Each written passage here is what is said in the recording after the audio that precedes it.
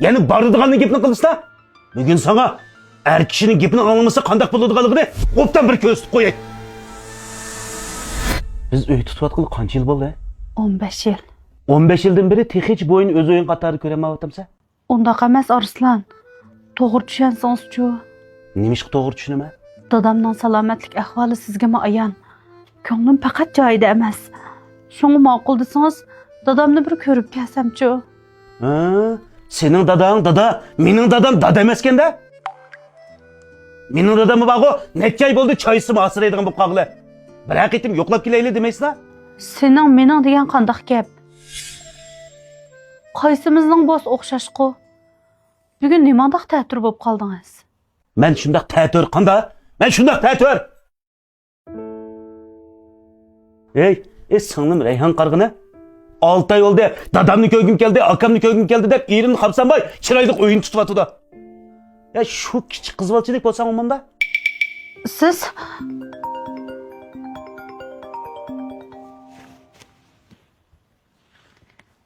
Adaş, Nimish qilyapsa? nemish qilama? Uyda o'ltadim shu. Men dadamni yo'qlab mangdim. Yana texi ularga yeshil marvaytning sap yangoq meydimi ilib oldim. Texi dehqonlarninki beg'idiki sifatli yangoq meg'izini xamashya qilib, ilg'or uskunlar bilan pishiqlab ishlabdi degina. Sen dadamga ilib olsa qachon? 130 70 03 64 02 degan nomer bilan aloqalashib setvatsang bo'ladi ekan. Men mu quruq qo'l bormay deb ilib oldim-ku adash. Ha, bo'pti. Men go baramug'dakma. Sen bo'lsangmi berib dadangni yo'qlab kelgina. Arslonga nim bo'ldi ekan tang. Ko'zimga kirishib oldi-ku. Ilgari undaqmi emasdi. Kelganda uchur qilasa? Ha, ma'qul.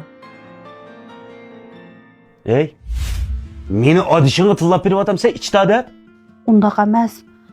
Bog'il qo'ymagan ekan, shunga Bağmaysa degandikin bağmaysa. Yani barıdığanın gepini kılışta.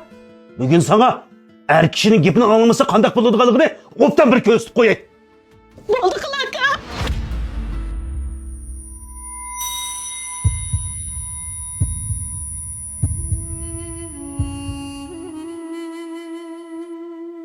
Rayhon, Yüzüge nima bo'ldi? Tayoq yedim. Nemish qurdi?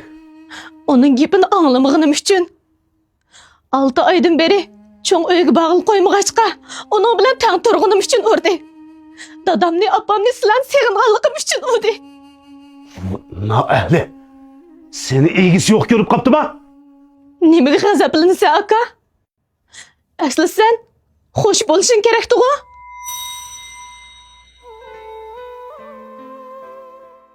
Yengemga erning gapini anglamsa qandoq bo'lganligini ko'rsatib qo'ymoqchi eding-ku. Murodingga yetdingmi? Mana, meni hozirgi turqim dal buning misoli bo'la oladi. Men tehi yegan tayoqlarim uchun yo'ldishimdan ranjib seni yeniga kelibdim. Men uningdan ranjib bekli xato qilibdim. Asli ayollarni bo'zaq qilish erlarning no'chiligini ifodalaydigan beyga maydon ekan.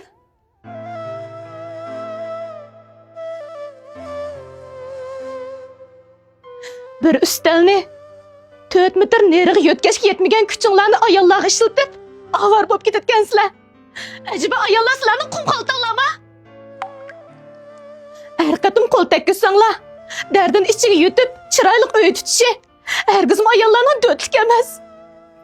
Ayollarmi o'zini qo'g'dashni obdan biladi, lekin yuragi faqat chidamaydi.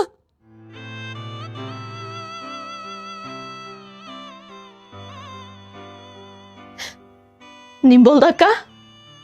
Ajab jimib ketding-ku. Yengemni urmoqchi emasmiding? Shuni unutib qolma aka. Yengemmi?